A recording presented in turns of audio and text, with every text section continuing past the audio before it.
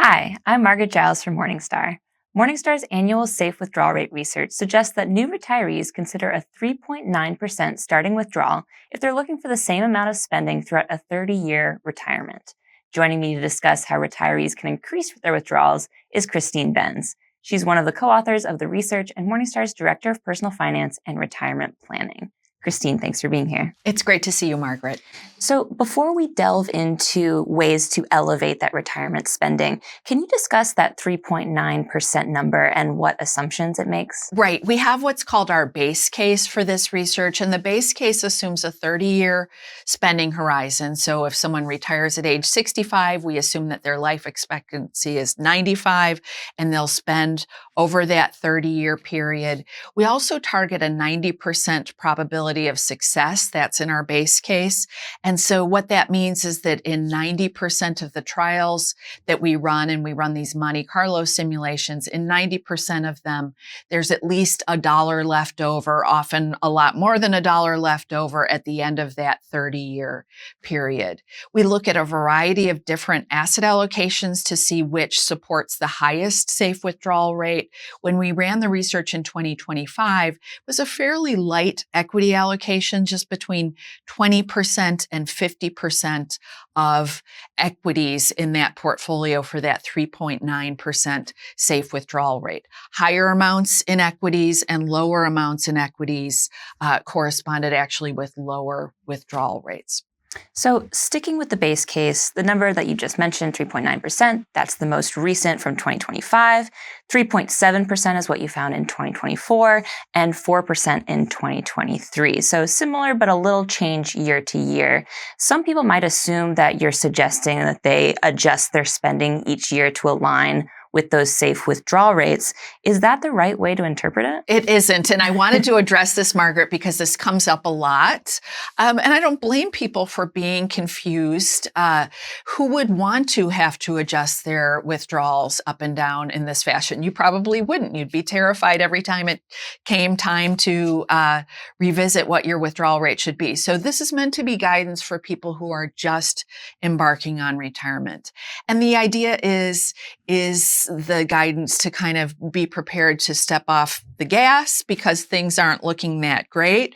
Or is it go, go, go because either valuations are cheap or yields are great or maybe some combination thereof? So I often think that this kind of 2021 research, when we first did this research, is a really good example of what we're trying to do here. So the number when we did the late 2021 research was 3.3%, and it was geared toward people just about to embark on retirement. 3.3%, of course, is a light withdrawal rate, but the thing we were looking at is that yields were really low, inflation was starting to pick up, equity valuations were high, and guess what? 2022 was a bad market for both stocks, bonds, and inflation, all of the things you want to be careful about. So I think that the point is that people should be using this as guidance if they were about to retire. Right. So let's talk about how people can elevate their spending, because that 3.9% might feel a little bit low. One key message from the paper is that if you're willing to be flexible with your withdrawals, that can help elevate how much you can spend. So how does that work? And are there specific strategies that people should be looking into? Right. This is a section of the paper that Amy Arnott has been working on for the past few years. It's been a fixture in this research because we don't think that people should settle for that base case spending system because it does. The base case means that you will take that initial percentage, say 3.9%, and then you'll just inflation adjust that dollar amount thereafter, not pay any attention to what's going on in your portfolio. In reality, most people don't do that. They do pull in their spending a little bit if the market is bad, and they do give themselves a little bit more permission to spend if it's good. So the question is, what kind of flexible spending system should you use? And that's what Amy Arnott examines in this section of the paper, where she looks at a variety of different spending strategies. And what she finds is that spending, initial spending, as well as lifetime spending, can be higher if you're willing to adjust up and down based on what is going on with your portfolio. So one strategy that I come back to again and again is what's called the guardrails strategy, where you are taking less or more depending on what's gone on in your portfolio. But there are also some guardrails around how low your withdrawals can go in a bad market environment and how high they can go in a good one. So that is an appropriate strategy for people who don't mind a little bit of variability in their spending from year to year. And then a strategy I would point people toward if they're looking for kind of a simpler rule of thumb would be simply taking a fixed withdrawal like we do in our base case, but also pulling back and not taking an inflation adjustment in the year after the portfolio has lost value. So that's just kind of a simple spending trick that does a good job of enlarging initial withdrawals and can give people a little bit higher quality of life early in retirement. Right, certainly helpful to consider. So you and your co-researchers also found that retirees can spend more early on in retirement if they assume that their spending will follow the kind of general pattern of older adults. Can you discuss that? Yeah, this is part of that flexible spending system discussion.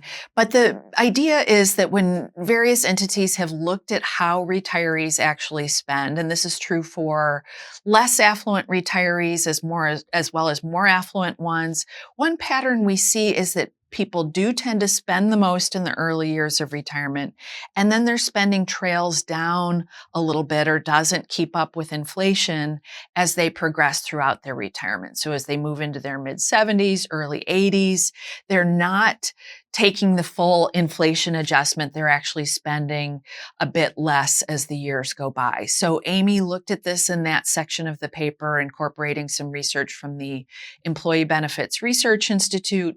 What she found is that people who are comfortable with that trade-off of perhaps not accelerating spending in line with the inflation rate, taking more like 2% inflation adjustments versus 3%, they can spend 5% starting withdrawal rate. So that's something to investigate, again, if you're okay with that trade-off of spending less as your retirement progresses. Right. So you also believe that cutting expenses is a great way to elevate your take-home spending.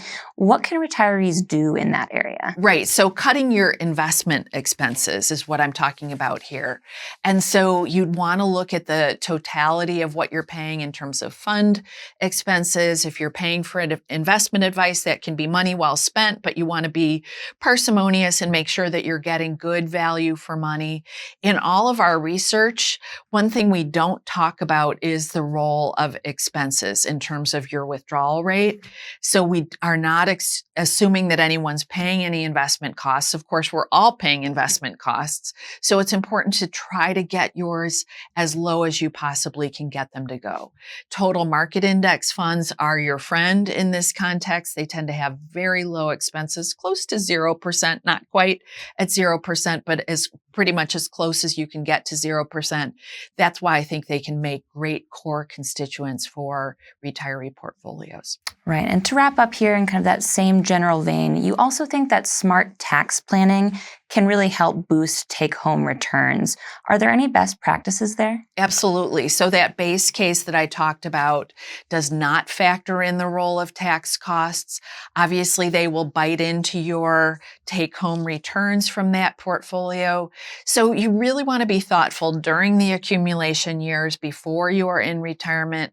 Think about the complexion tax-wise of your various accounts. Ideally, you would have more assets in Roth accounts. You'd have more perhaps taxable accounts where you will be eligible for that long-term capital gains rate on your withdrawals. And then once you're in retirement, you want to think about what is the best sequence for me to take withdrawals? Where am I going for my withdrawals on a year-to-year basis with an eye toward limiting the drag of taxes?